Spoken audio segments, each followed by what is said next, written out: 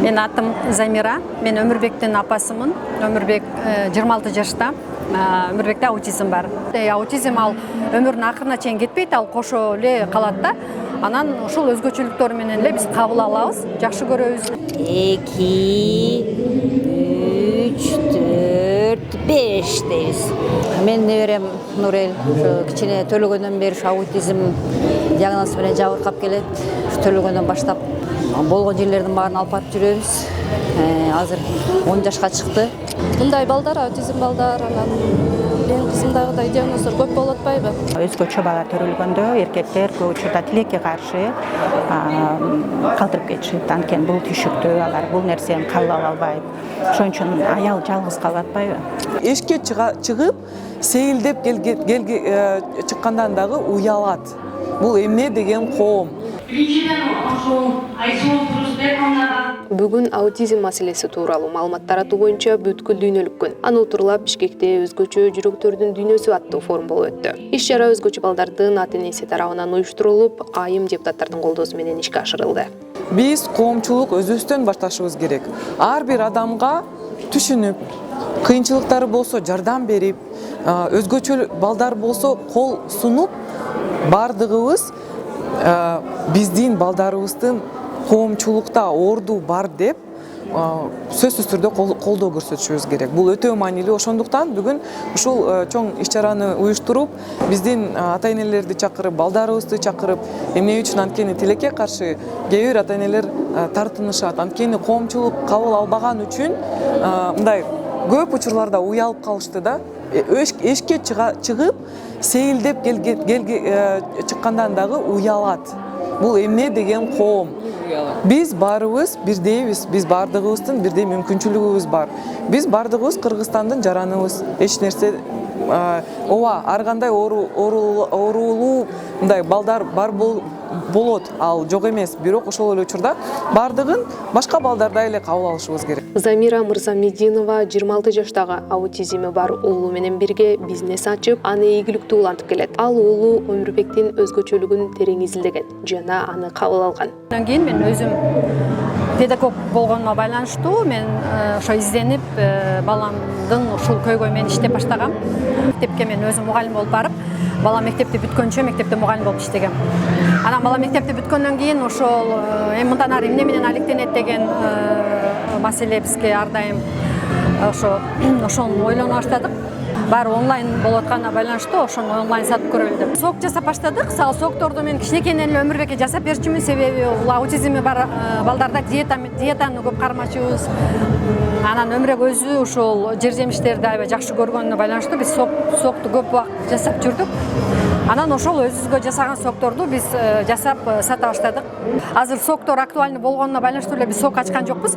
Өмүрбектин мындай мелкий моторика деп коет, кол жөндөмдүүлүгү аябай жакшы да, кичинесинде көп иштегендигибизге байланыштуу кол жөндөмдүүлүгү аябай жакшы болуп, ошол кайчы менен, бычак менен жакшы иштейт.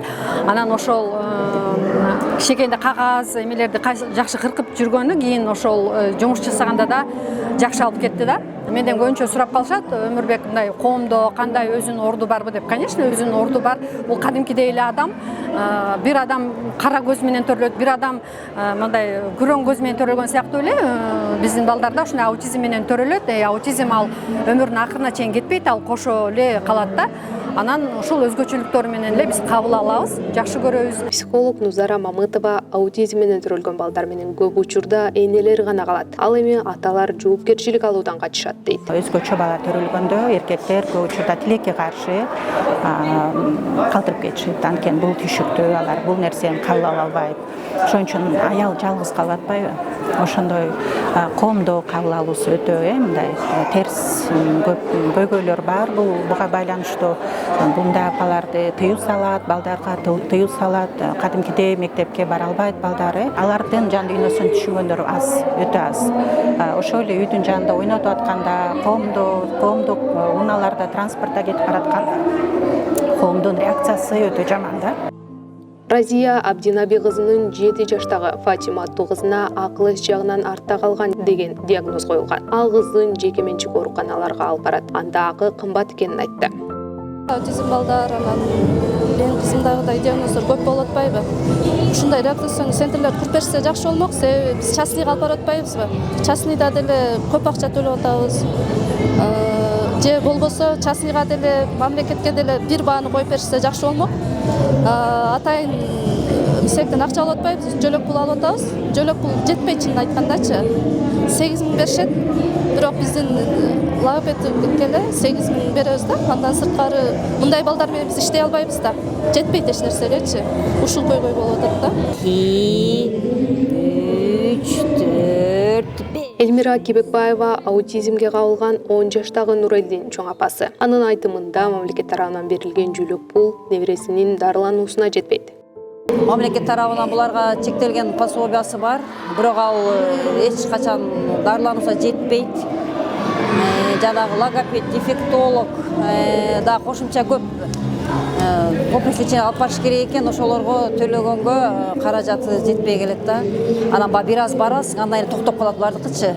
Ошол үчүн жана келечеги калып калаткан ошондон болуп атат булардыкы. Балдар психиатры Анархан Нурали кызы өзгөчө балдарды аныктоо үчүн психиатр, невролог адистер жетишсиздигин жана аутизм диагнозуна байланыштуу расмий статистика жок экенин билдирди. Этиологиясында себебин билип чыга элек. Этиологиясы билинбесе, дарылоо дагы кыйыныраак болуп калат да.